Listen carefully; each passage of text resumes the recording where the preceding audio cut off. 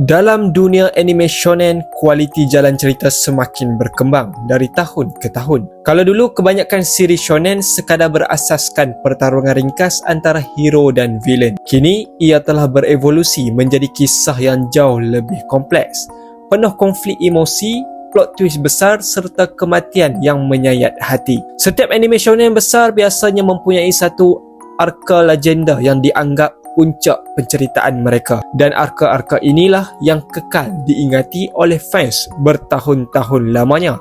Antara arka yang paling ikonik ialah arka Soul Society dalam Bleach. Arka ini bermula sebagai misi menyelamat apabila Rukia Kuchiki ditangkap dan dijatuhkan hukuman mati.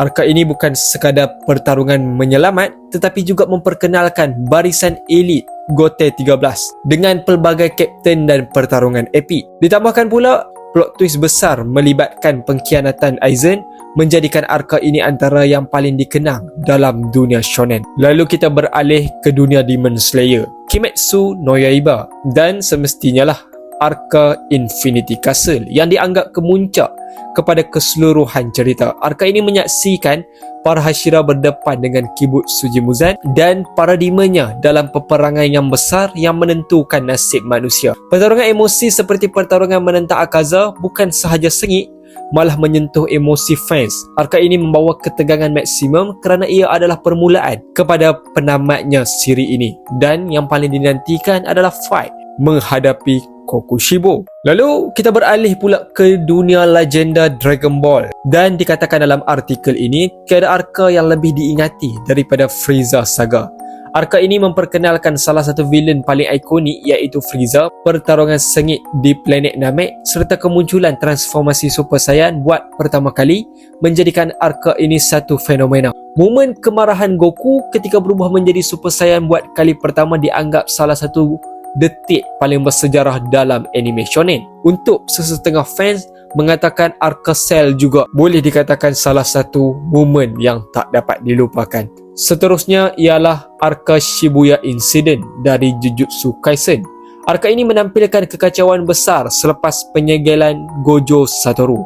Pertempuran bertubi-tubi berlaku antara penyihir Jujutsu dan roh kutukan yang dipimpin oleh Kenjaku. Arka ini menyajikan kematian tragis watak seperti Kento Nanami serta pertarungan epik antara Yuji Itadori dan Mahito, menjadikannya antara arka paling intens dalam shonen moden. Dalam Attack on Titan pula, arka Return to Shiganshima dianggap arka terbaik kerana ia mendedahkan rahsia besar dunia Titan.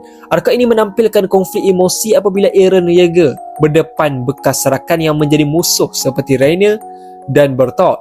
Selain itu, pertarungan Levi Ackerman melawan Beast Titan serta ucapan terakhir Erwin Smith menjadikan arka ini penuh emosi dan mendalam. Bagi Hunter x Hunter pula, arka Chimera Ant dianggap sebagai arka yang terbaik dalam anime ini. Ia memperkenalkan spesies berbahaya bernama Chimera Ant yang diketuai oleh raja mereka, Miriam. Hubungan antara Gon dan Killua menjadi fokus utama, sementara pertempuran epik seperti Isaac Netero melawan Miriam mengangkat arka ini ke tahap yang sangat fantastik. Dalam Naruto, ada yang mengatakan arka Four Great Ninja War, peperangan dunia ninja yang keempat yang terbaik.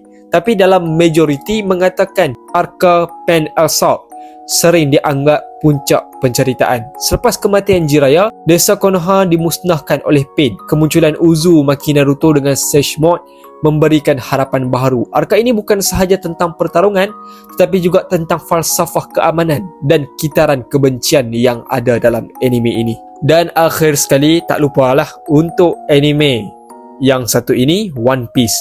Dan banyak pendapat yang mengatakan Enies Lobby, Wano, bahkan Egghead Island pun termasuk dalam list arka yang terbaik.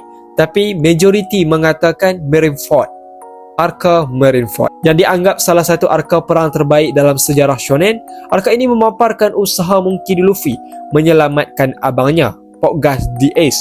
Perang besar melibatkan pasukan Whitebird Pirate, pihak Marine dan pelbagai tokoh besar menjadikan arka ini penuh huru-hara, pengorbanan dan kesedihan yang mendalam. Jadi dari kesemua ini bukan sekadar pertarungan hebat tetapi mewakili puncak emosi, perkembangan watak dan dunia yang luas, menjadikan anime shonen terus relevan dan dikenang sehingga hari ini.